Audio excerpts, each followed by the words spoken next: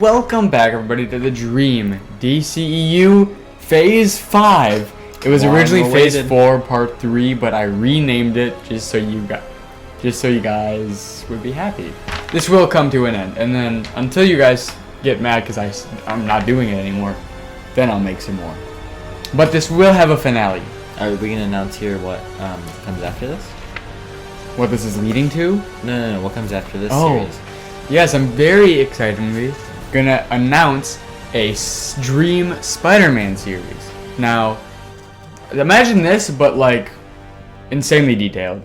They're a couple page long plot synopsis for each episode alongside storyboards, and I'll probably edit them like crazy. So, very excited to announce that. I care much more about Spider-Man than I do about any DC character.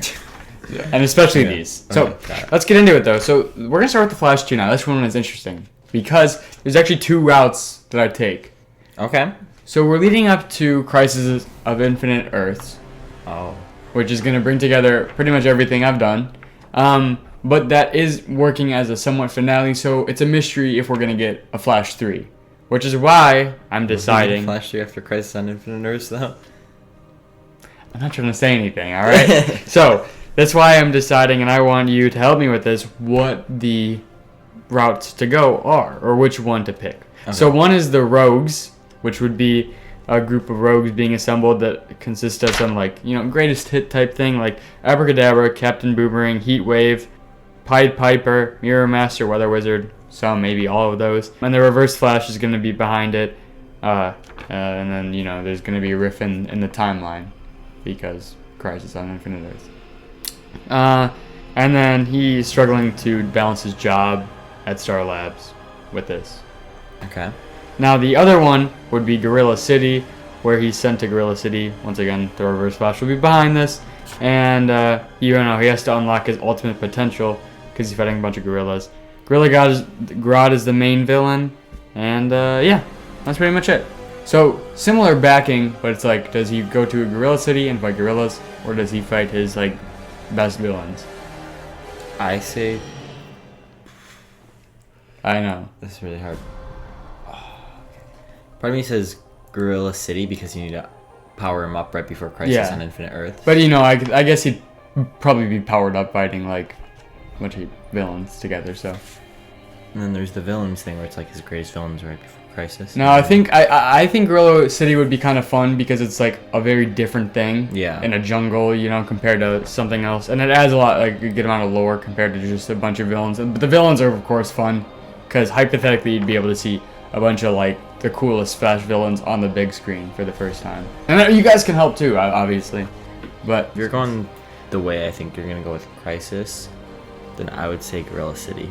Alright, I like that. And then the Eobard Thawne as HR continues. Post-credit scene would be the Monitor tease, plus timeline continuing to break. So, that's the Flash 2. Maybe a subtitle, maybe The Flash Gorilla City, or The Flash of the Rogues. Oh. Or The Flash Let There Be Gorillas. Check out our Venom review. Then we have Zatana. This would be a series, so it's going to start with Zatana's origin, obviously. Kind of maybe, this is multiversal story, but maybe Jessica Jones vibes. Okay. A little bit. Season 1, though.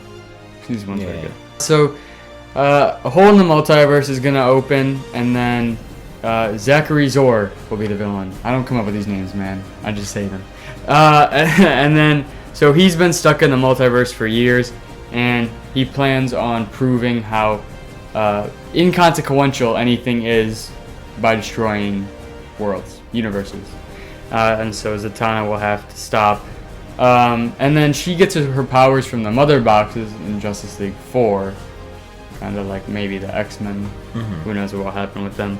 And then she has to realize her potential, but after she has been subdued, her powers have been subdued, and then she breaks open, and she does a little magic. So here's what I want from the villain. I want it to be a very cliche, top hat, maybe a little mustache. You want him to look very cliche magician. But, twirly mustache, the black and white little wand. But then it, destroys the universe. Mm-hmm. The next is the Green Lantern Corps 3. Now, this is the third, but, this is obviously a very expansive story. So, this one would be very obvious to go forward with. But it's an adaptation of the Blackest Night comics. What? I was about to say before you started, it'd be cool if you did a Blackest Night one. Yes.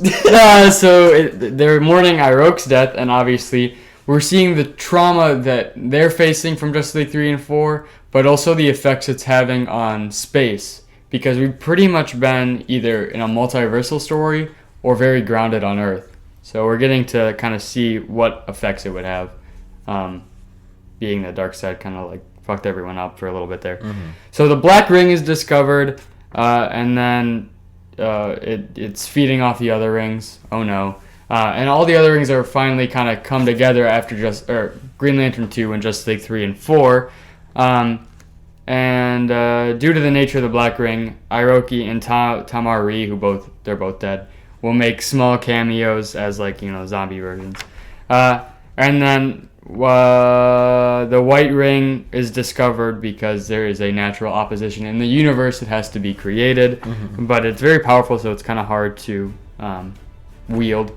And then we see Sinestro would sacrifice himself after his evilness in Green Lantern. That damn Sinestro. Yep. We would see Simon Baez, I think, right? And Jessica Cruz, I think that's how you say their name. Yeah. As alternate Green Lanterns that will play a small role. And then the finale, we'll see Hal Jordan finally wield the White Ring, sacrifice himself to get rid of the Black Ring, and lay peace, and then he's dead. Then we have a Green Arrow series. Now this is difficult. But it would be a mini-series because obviously they've done a long-form Green Arrow and you can only do so much. Even though that essentially just became the Batman but Green Arrow. Yeah. So it would be grounded and then Star City. And I wouldn't want any trick arrows or anything. And this is kind of hard to balance, because it's Green Arrow covered a lot of ground for the character. You could do a Green Arrow, Season 1 Green Arrow mixed with Daredevil. Kind of. That's what I'm going for. Grounded. And it would be based off the Longest Hunters comic. It's a character study alongside a crime mystery. So the villains, similar vibes to The Hand, I guess. Now that I've watched Daredevil, I'm seeing a lot of some similarities here. But there's now that you watched Iron Fist? I'm morally drained. Oh my bad. It's morally drained me. An assassin kills figures large and small in Green Arrow, attempts to discover the truth, and this leads him to discovering a villain named Shadow, spelled Shado. Oh. We're lacking the W. Mysterious. The daughter of a Yakuza agent who... Yep. No, I'm just curious. Because I don't know what her story is in the comics, but she's in the TV show. She is? Yeah. Okay. And then who was destroyed, and then they tore down kind of his empire, so she's getting revenge. And so Green Arrow has to stop that beat. And I think that if you did want to do season 2, because I haven't planned anything out, but if you guys want, we'll do it. Is that one? I don't know the name, but he's in a prison, I think, or something. Wait, what? I think it was actually a movie they were gonna make. Of what? Green Arrow, where he has to escape a prison. I didn't know they were making a Green Arrow movie. I don't know. Like from Stephen Amell's Green Arrow? No. Okay. This was a long time, 2007. I have no clue. And I think the dude who did Mad Max was gonna do it or something. Anyway. So then we have, but yeah, that'd be cool, I guess. And then we have the Birds of Prey tease for the post-credit. Now, post-credit 2 would be a mystery man entering a large Batcave-like cavern. This person will be revealed eventually. Then we have the Birds of Prey series. Oh, your favorite. So now this kind of is a balance, because I think that where Harley Quinn Birds of Prey went wrong is that it was trying to be Birds of Prey, but trying to be a Harley Quinn movie, and lost its focus. And so in this case, No Harley Quinn. It would be Batgirl, Black Canary, Cassandra Cain, but a comic accurate version, and Huntress would be the team, and it would be a Birds of Prey team. But it would follow a similar plot with Shiva and Black Mask being the villains, and after Black Mask's terror goes on to the ordinary people, the Birds of Prey have to reluctantly form together and then take them down. Some other stuff going on, but Lady Shiva would be on the team for a little bit before betraying them. Got it. Who knows? Who's playing Black Mask? Ewan. He can come back. The legend. They did him dirty. And in this universe, Birds of Prey, Harley Quinn and the Birds of Prey in the Fantabulous fucking movie, not so Fantabulous movie, wouldn't have happened. Oh, really? It wouldn't have happened because it's not your dream DCEU. My dream DCEU, John. And then post-credit would be the Mystery Mantis alongside... You're about to say Mystery Machine. Maybe. Wait, does he drive the Mystery Machine? Oh my gosh. Then we have Gotham Knights Season 2, baby. We're back. We have Red Hood, Damian Wayne, Robin, Batgirl, Azrael, and Batwing. No Nightwing? Batwing. Nightwing's with the Teen Titans. Okay, got it. Which... So he doesn't even come back to Gotham for any of the episodes? He can make a cameo.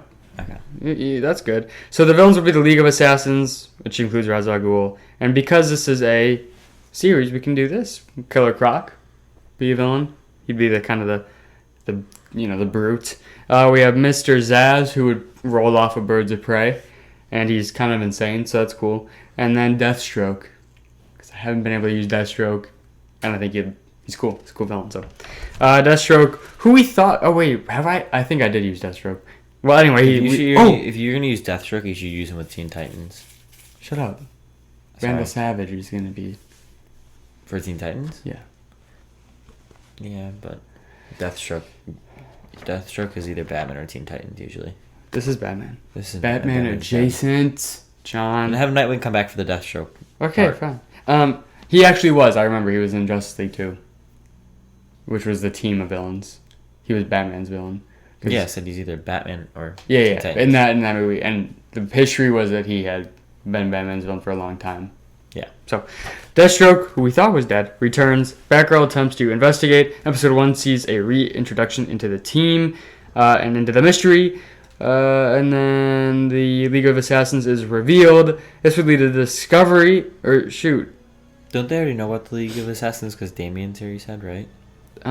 Maybe, yeah, man. Because he's trained by the League of Assassins. This is what I'm talking about. I wasn't too, but now I watched all those fucking DC movies, so now I actually know what I'm talking about a little bit more, but... Oh, so you didn't know that you didn't This was I wrote this a long time ago. Oh, okay, so you didn't know that much about... I'm gonna cut around this, though. Okay. Anyway, here's what it is. They arise, and Damian Wayne knows about it, and in turn, they figure it out. So, they aren't a force yet. He may think they're destroyed, right? And then... The mystery isn't necessarily if they exist, but who's working for them and what relations they have to Gotham or why they are here. Because Damian Wayne is unaware. Okay, Red Hood's here. How did he come back? Did he get the Lazarus Pit? Yeah, man. But they think he's destroyed. Or they think it's destroyed. I was going to say something. Destroyed. You could have done something where it's like... Damian thought Ra's al Ghul died... And the League of Assassins just disbanded then. But then they didn't know about the Lazarus Pit at all. And then they do this whole thing with the Lazarus Pit. Then it's like he never died in League of Assassins. And he's been living for thousands of years. Canon. Boom. Killer Croc. And sometimes there's more than one Lazarus Pit. So you could just use another Lazarus Pit for Red Hood. Okay, you got it. So, and then Killer Croc. And this is fun. He was actually an experiment of Hugo Strange, who obviously has been gone for a while, but was one of the first villains we've ever had in the DCEU, so it's kind of cool to tie back all the way back to Phase 1. He comes out of the shadows alongside Zaz, and then Ra's al Ghul is obviously behind it all, seeking to reclaim Gotham as it has fallen into ruin. And he is funded by who else but the Court of Owls. Oh. They're back. And this actually, shout out, I don't know the commenter's name, but someone said that, mentioned the fact that the Court of Owls... they don't think that I made them as big, and I did try because I think they're one of the coolest aspects of recent, actually all Batman comics, but one of the coolest recent comic editions any, publisher. But so I was inspired to bring them back by that comment. So Thank you to whoever commented that. yes. And obviously, we see the introduction of Batwing, and then the post credits here we would see Ra's al Ghul talking to the Mystery Man. The Suicide Squad would be the next one. What is it, Jack? Tell me what you have written down exactly. Whatever James Gunn is doing. Once again, written. There was a smiley face right there for a second. Once again, written before James Gunn's The Suicide Squad was actually released. So, yeah, actually exactly what he did. Okay. And then we have our last one, which is Elongated Man. Did he hit his wife? No, actually, he's very nice to his wife. Someone else would hit her, though, eventually. So the villain is Me. Dr. Alchemy. Oh, I didn't say anything. I can't even cut that out because I was talking. I didn't say anything. So the core of this movie is actually Ralph and Sue's relationship. Very important to establish their connection. Make the audience care about Sue. Okay.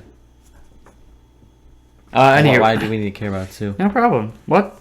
Anyway, we see Ralph. He's a shy man. They meet in college, fall in love. Totally flashbacks. He studies history and the like, and he has a friend named Albert Desmond. What? They discover the Philosopher's Stone. Could we call him Alberto Desmond? Yeah. Just cause. Yep. Alberto it is.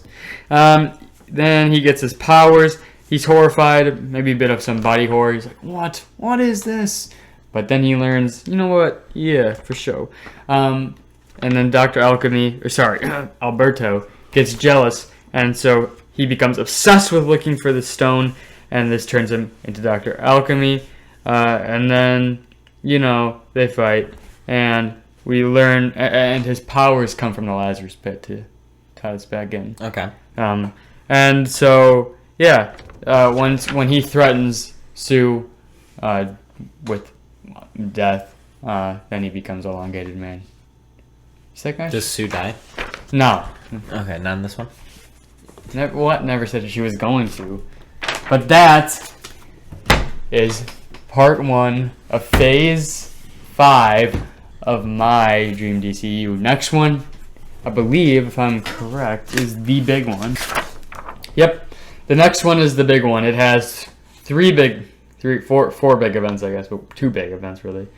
And yeah, so it's Pretty wild. pretty wild. Are you wrapping things up? It's all gonna come together, and not to spoil the fun, but yeah, it just to not make anyone nervous. It's gonna be a soft reboot. So like, the idea would be you can watch phase 1 through 5 and end, and the idea would be you'd want to watch phase 1 through 5 to start again, but you don't have to. Okay, so kind of like what they're doing with the animated movies. Yeah, but not totally. So Okay. because obviously I think I want to do a Flash 3 and so on. But that's the video. Any thoughts, John, before we wrap this up? No, it's coming to an end, guys. Oh my gosh. Don't After cry. so long. Tell us which Flash movie we should do, and tell us your thoughts on my Dream DCU. What would you do? Check us out on Instagram, TikTok, and Twitter at Rebored Podcast. Check us out anywhere you listen to podcasts for exclusive segments you can't find anywhere else at Rebored Podcast. Like, subscribe. Thank you for watching, and goodbye.